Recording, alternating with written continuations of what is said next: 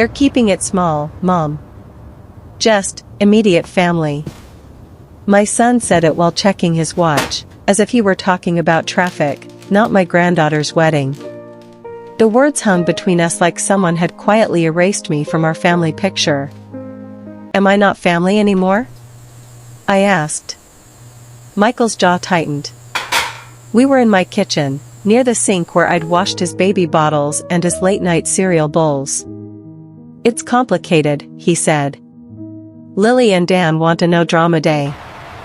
Just parents, siblings, the bridal party. The venue's small. No drama. I'd learned that usually means, please leave your feelings at home. The venue is too small for one old woman? I tried to joke. My voice came out thin instead. He rubbed his forehead.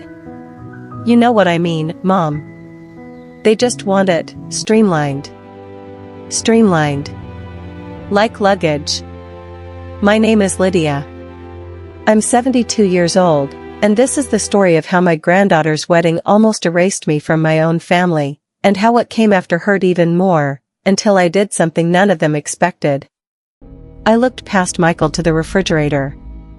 In the center was Lily's high school graduation photo, her cap crooked, my arm around her, both of us laughing at something the photographer had said. Does she know I know? I asked. He hesitated. That half-second was my answer. She feels bad, he said. She just doesn't want anyone who might. Who might what? I pressed. Need a chair? Ask for water? He sighed. Who might make things emotional? Emotional. As if love was a problem to be managed. After he left, the house slipped into a hard kind of quiet. Not peaceful, hollow. I went to my bedroom and unzipped the garment bag hanging on the closet door. The blue dress I'd bought for a special day brushed cool against my hand. I had imagined wearing it while Lily walked down the aisle, her eyes searching the crowd until she found mine. I zipped it back up. That night, I opened my phone. The engagement party photos were everywhere, Lily between her parents under fairy lights, long tables, raised glasses, a world where my seat had already been filled. I set the phone down and looked at the empty chair across from me at the kitchen table, the one that had held every version of my family for decades. For a long time, I thought the worst part was that they hadn't invited me to my own granddaughter's wedding. I was wrong. If you've ever felt quietly edited out of your own family's big moments, stay with me, you need to hear what happened next. In the weeks after that conversation, the wedding grew like a storm cloud I could see but not touch. Every time I called, there was some new detail. I heard it in fragments, slipping out between other topics. We found the perfect florist, Laura said once. Lily cried when she saw the bouquet mock-up. I pictured white flowers, soft and full. I wondered if anyone had mentioned that lilies made my eyes itch. Another time, Michael said, they booked a live band. Dan's uncle knows a guy. When is the wedding again? I asked. We had been around this circle before. September, he said. The 3rd. It's on the invitation. The invitation I never held. After those calls, I would sit at my kitchen table with my tea growing cold, my calendar open in front of me. The square for September 3rd stayed blank. No shaky handwriting. No little heart. Just empty. I told myself I was being silly. Overdramatic. Old-fashioned. Maybe this is just how young people do things now, I muttered as I folded dish towels. Maybe weddings really are for Instagram, not grandmothers. But the pattern kept nibbling at me. They stopped asking what I was doing on weekends. They stopped mentioning Lily's dress fittings or the menu tastings. I found out from a neighbor that they were using my late husband's favorite song for the first dance. Isn't that sweet, she said. Such a lovely tribute to him. I smiled until she turned away. Then I went inside and closed the door gently, as if any sudden movement might break the thin shell of my self-control. I tried to laugh it off. "Of course I'm not going," I joked to Margaret from church. "If I fall over, I'll ruin the photos." She didn't laugh. She just put her hand on mine and squeezed. I changed the subject. I always changed the subject. I told myself I was overreacting. People had real problems: illness, poverty, funerals. I was an old woman sulking over a party. At least, that's what I said out loud. Inside, something smaller and truer whispered, "They decided their perfect day didn't have room for you." I tried to drown that thought in chores. I polished the good silver no one used. I ironed a tablecloth that hadn't seen company in years. I rearranged the framed photos on my mantel, pushing Lily's pictures to the side, then pulling them back to the center, as if my fingers couldn't decide whether to punish or protect her. I thought that was the end of it. I was wrong. The breaking point came on a Tuesday, when the mail arrived. There was a flyer for gutter cleaning, a glossy coupon book, and one creamy envelope addressed in Laura's neat handwriting. For a moment, my heart leaped so hard I had to sit down. Maybe they had changed their minds. Maybe there had been a mistake. Maybe all of this had been some terrible misunderstanding. My fingers shook as I opened it. Inside was not an invitation. It was a request. "Mom," the note began, "we're putting together a slideshow for the reception. Do you have any baby pictures of Lily you could scan and send? It would mean a lot. Love, Laura." I read it twice. 3 times. They didn't want me in the room. But they wanted my memories to decorate the walls. I thought of the shoebox under my bed, the one stuffed with photos of Lily with frosting on her nose, Lily in my backyard in a crooked crown made from dandelions, Lily asleep on my chest after her parents' first big fight. They wanted those pieces. Not the woman who had lived them. Something small and tired inside me finally stood up. Enough. I did not tear the note. I did not throw it away. I set it on the table and made myself a fresh cup of tea. I sat in the quiet kitchen, listening to the clock tick, and let a new thought form. If they get to decide what their wedding looks like, maybe I get to decide what this season of my life looks like. That night, for the first time in a long time, I didn't cry when I turned off the light. I planned. In the days that followed, I pulled out the old shoebox anyway. Not for them. For me. I spread the photos on my bedspread. There was Lily in her Halloween witch costume, cackling so hard her hat had slipped over one eye. Lily at my table, helping me roll out cookie dough with serious concentration. Lily holding a bouquet of weeds she had insisted were wedding flowers for a pretend ceremony she'd invented between 2 stuffed animals. As I looked at those pictures, another set of memories rose up behind them. My own wedding. We hadn't had a fancy venue. Just a church hall with crepe paper and a punch bowl and my sister's record player. I had sewn my dress myself, staying up late after my shifts at the diner. My mother had made the cake, lopsided and perfect. We had almost no money.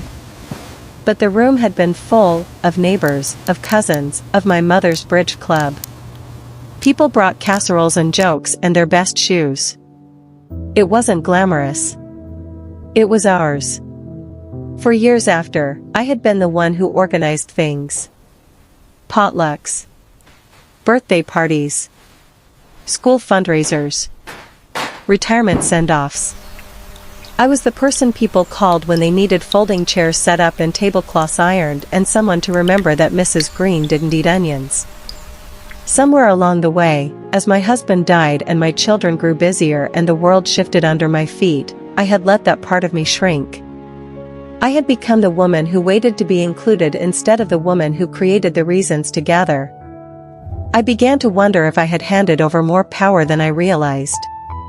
For years, I had been living as if my children's invitations were the only doors left in my life. What if that wasn't true? What if, instead of begging for a seat at a table that didn't seem to have room for me, I set one of my own? The idea felt outrageous. Then it felt right. I sat at my kitchen table with a blank notepad and wrote, at the top, in shaky letters, "Grandma's wedding." I stared at the words and laughed. It was the first real laugh I'd let out in weeks. Once I had given it a name, the rest began to come. I wasn't planning a rival event. I wasn't trying to ruin anything. This would not be a revenge party. It would be a ritual. For me. For anyone who had ever been quietly uninvited. I decided I would hold it the day after Lily's wedding. I refused to spend her day refreshing social media or staring at the wall. I started small. I called Margaret from church. "Do you remember that old hall they rent out for baby showers?" I asked. "The one with the ugly curtains," she said. "That's the one," I replied. "Do you think they'd let an old woman and a few friends in for an afternoon?" By the end of the week, I had booked it. The price was cheaper than I expected. Apparently, not many people wanted the Sunday afternoon slot. I wrote a short invitation on simple cards from the dollar store. "You are invited to an afternoon of cake, music, and stories. No gifts. Just your presence, dress code, whatever makes you feel like yourself again." I sent them to a handful of people: Margaret, my neighbor with a loud laugh, a widower from the grief group, 2 ladies from the knitting circle, an old coworker I hadn't seen in years. I also left 3 invitations and signed on the bulletin board at church, with a note, for anyone who has ever felt left out of a celebration they cared about. I went through my closet and chose the blue dress I had bought for Lily's wedding. I hung it on the door and smoothed the fabric with my palm. "These are for me," I told my reflection. "Not for them. For me." I ordered a simple cake from the bakery, white frosting, strawberries on top. When they asked what to write on it, I said, "Nothing. Just leave it clean." I made a playlist of songs from my youth, the ones that made my shoulders sway on their own. The night before Lily's wedding, I sat at my table, wrapping plastic utensils in napkins with a rubber band like we used to do for church suppers. My hands remembered the rhythm. My heart hurt, but it hurt in a new way, sharp, but also steady. I didn't know if anyone would come. But for the first time in a long time, I didn't feel like I was waiting to be chosen. I had chosen. I didn't know if my family would ever notice the difference. But I did. And that had to be enough, at least for now. On the day of Lily's wedding, the sky was clear.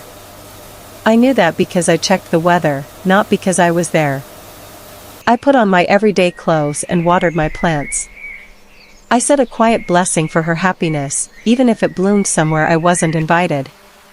Then I turned off my phone. The next afternoon, I zipped up the blue dress. It fit the same way it had in the dressing room when I had twirled, laughing, and told the salesgirl it was for a special day. It still was. Just not the one I'd expected. Margaret picked me up. "You look beautiful," she said, and there was no pity in it. The hall was as ugly as we remembered: brown carpet, curtains that looked like they had survived 3 decades of bad decisions. We strung white Christmas lights along the walls. The effect was almost magical. People arrived slowly at first. Margaret's grandson helped carry in the cake. The widower from group brought a pot of coffee. A woman I recognized only vaguely from the back pew of church came with a plate of cookies. "I wasn't sure I should come," she admitted. It felt silly. "I'm too old to sulk about not being invited to things." "Sit down," I said. "You're exactly the age to stop pretending it doesn't hurt." We ate cake off paper plates. We played music. Someone started a story about the worst wedding they had ever attended, and we went around the circle, laughing until our sides hurt. No one asked who the party was for. Still, halfway through, Margaret clinked her spoon against her glass. "I think," she said, "we should toast our hostess." They turned to me. I felt heat rush to my face. "I didn't throw this because I hate my family," I said slowly. "I threw it because I love them, and I realized I had started to disappear inside the shape of their choices." I looked at the cake, at the lights, at the mismatched chairs pulled into a rough circle. "For most of my life," I said, "I thought my job was to make everyone else's special days perfect. I forgot I was allowed to mark my own days, too." We lifted our cups, coffee, punch, water, and drank.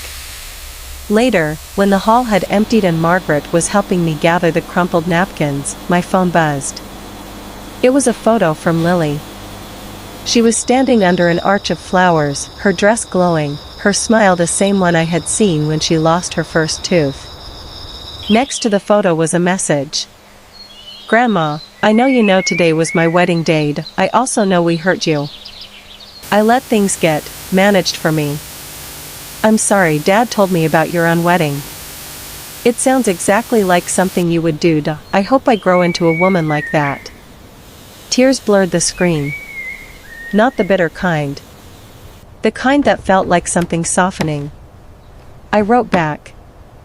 "I missed being there. That's the truth. I also had a good day. That's the truth, too. When you're ready, I'd love to see you in that dress with my own eyes." A few weeks later, she came to my house with a box. "It's my bouquet," she said. "I dried it. I want you to have it." We sat at my kitchen table, the same one where I had once learned I wasn't invited, and she told me about the ceremony, the music, the cake. She admitted she had been overwhelmed, swept along. "It doesn't make it okay," she said. "But I want you to know I see it now." "No," I said gently. "It doesn't make it okay. It makes it human." We both smiled at that. When she left, the house felt different. Not fixed. Not restored to some old version of our lives. Just honest. I put the dried bouquet in a simple vase and set it next to the leftover paper decorations from my party. Her wedding and my unwedding, side by side. The next morning, sunlight slipped through the kitchen window and lit them both. I poured myself a cup of tea and sat down at the table, not to wait for anyone, but simply to enjoy my own company. Outside, my small garden stirred in the breeze. A new bud had opened on the rosebush by the fence. I watched it for a long time, the petals slowly loosening, making space for themselves. They hadn't invited me to my granddaughter's wedding. For a long time, I thought that meant the story ended there, that I was nothing more than an overlooked guest, an extra chair. Now I see something quieter and stronger. They were wrong about what leaving me out would do to me. But so was I. I am not here just to be chosen, or to make everyone else's days smooth. I am here to keep remembering myself. Sometimes love, when you're older, looks like giving your family room to be painfully imperfect, while refusing to disappear inside the shadows of their decisions. What changed my life wasn't that they finally apologized, or sent a late invitation. It was that, in the space where I had expected to sit and watch, I stood up and threw my own celebration instead. If this story touched your heart, you can like this video, leave a comment, or share it with someone who might need to hear it. If you've ever felt treated like a burden, or quietly left out of important moments, my next story may speak to you even more. And if you'd like more stories like this, you're always welcome to subscribe to this channel, Lydia's True Stories.